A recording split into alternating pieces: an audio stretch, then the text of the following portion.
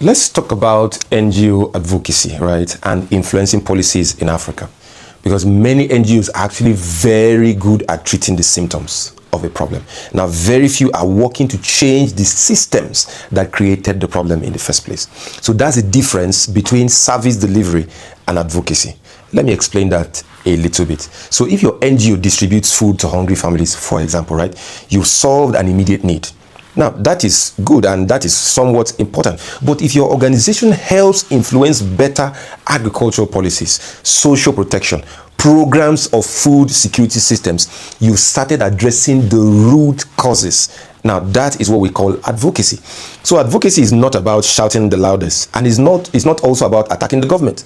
And it is not about trending on social media for just a week. Advocacy is far much more than that, because I see a lot of NGOs making that mistake. Real advocacy is about influencing decisions that improve people's lives. So how do you build an effective advocacy campaign? The first thing to do is to define one clear issue. Don't try to fix every problem at the same time or at once. Choose one area that aligns with your mission, the mission that your NGO set out to do in the first place. Now, that is where your organization has credible knowledge or experience. The second thing to do is to gather evidence, because stories are very powerful, but stories supported by facts are even far much more powerful. You can use research, collect data, document real experiences from the communities that you serve.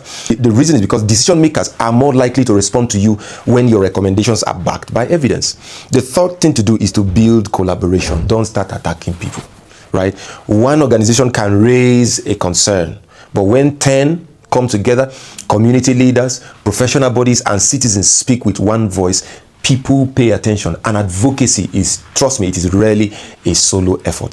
The fourth thing to do is to engage decision makers with respect. Like I said before, don't start fighting people.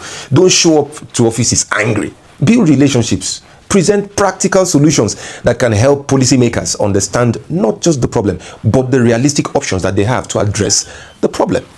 And finally, you need to be patient, right? Because policy change rarely happens overnight or just instantly.